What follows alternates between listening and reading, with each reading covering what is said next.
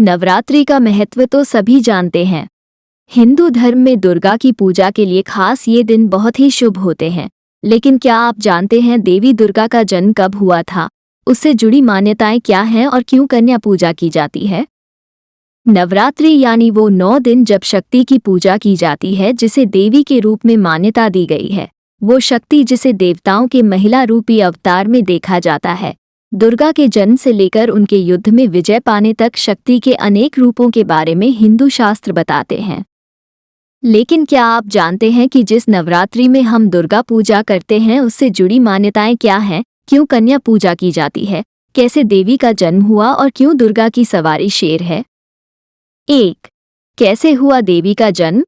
देवी का जन्म सबसे पहले दुर्गा के रूप में ही माना जाता है, जिसे राक्षस महिषासुर का वध करने के लिए जन्म दिया गया था और यही कारण है कि उन्हें महिषासुर मर्दनी भी कहा जाता है।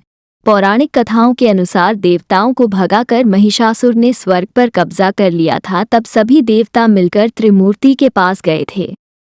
ब्रह्मा, विष्णु और शिव ने अपने शरीर की ऊर्जा से एक आकृति बनाई और सभी देवताओं ने अपनी शक्तियां उस आकृति में डाली।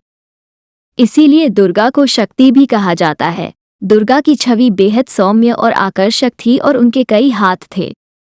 क्योंकि सभी देवताओं ने मिलकर उन्हें शक्ति दी, इसलिए वो सबसे ताकतवर भगवान मानी जाती हैं।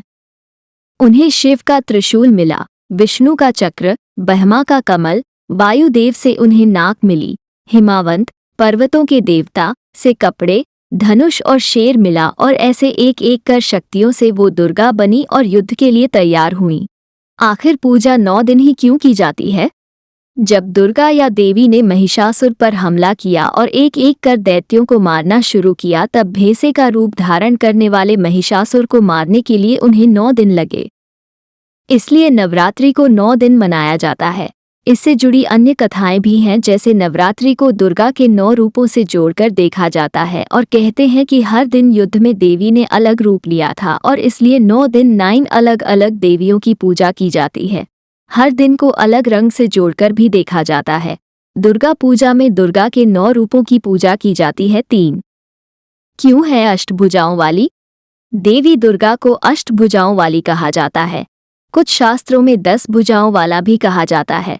वास्तुशास्त्र में 8 अहम दिशाएं होती हैं, लेकिन कई जगहों पर 10 कोण या दिशाओं की बात की जाती है।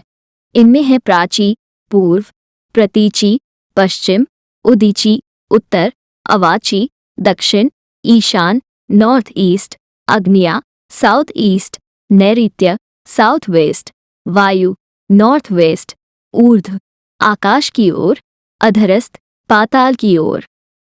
कई जगह 8 दिशाएं ही मानी जाती हैं, क्योंकि आकाश और पाताल की ओर को दिशा का दर्जा नहीं दिया जाता।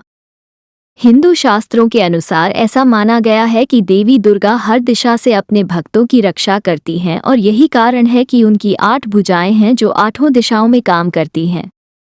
4. शेर की सवारी ही क्यों? देवी को शेर पर सवार बताया जाता है। दुर्गा का वाहन शेर है और इसे अतुल्य शक्ति से जोड़कर देखा जाता है। ऐसा माना जाता है कि शेर पर सवार होकर दुर्गा मां दुख और बुराई का अंत करती हैं। 5. दुर्गा को त्रयंबके क्यों कहा जाता है? दुर्गा को त्रयंबके कहा जाता है, यानी 3 आँखों वाली। शिव भी त्रिनेत्र कहलाए हैं, जिनकी 3 आँखें थीं। दुर्गा को शिव का ही आधा रूप माना जाता है, जिसे शक्ति भी कहा जाता है। दुर्गा की 3 आँखें अग्नि, सूर्य और चंद्र का प्रतीक मानी जाती हैं। 6. दुर्गा की पूजा के लिए 108 मंत्रों का जाप क्यों होता है? नवरात्रि को दुर्गा पूजा के नाम से भी जाना जाता है। कहा जाता है कि भगवान राम ने मां दुर्गा की पूजा की थी, जिन्हें राम ने महिषासुर मर्दनी के नाम से ही संबोधित किया था। ये पूजा रावण से युद्ध करने के पूर्व की गई थी और इसीलिए दशहरा नवरात्रि के अंत में मनाया जाता है, जिस दिन रावण का वध हुआ था। माना जाता है कि राम जी ने दुर्गा पूजा के वक्त 108 नीलकमल चढ़ाए थे दुर्गा को और इसलिए ही 108 को शुभ माना जाता है। 7. पितृपक्ष के अंत में नवरात्रि क्यों मनाई जाती है? पितृपक्ष में पितरों की पूजा के बाद ऐसा माना जाता है कि घर की शुद्धि होती है और उसके बाद आता है देवी पक्ष यानी नवरात्रि और इसके बाद से हर तरह के त्योहारों की शुरुआत होती है। ऐसा माना जाता है कि देवी पक्ष के पहले दिन माँ दुर्गा अपने बच्चों के साथ पृथ्वी की ओर यात्रा करना शुरू करती हैं। 8. क्यों ली जाती है तवायफ के घर की मिट्टी? इस प्रथा से जुड़ी मान्यता ये है कि तवायफ के घर जाने से पहले एक पुरुष अपनी सारी अच्छाइयाँ और पवित्रता उसके आंगन में छोड़कर ही अंदर जाता है, और यही कारण है कि तवायफ के आंगन की मिट्टी बहुत पवित्र हो जाती है।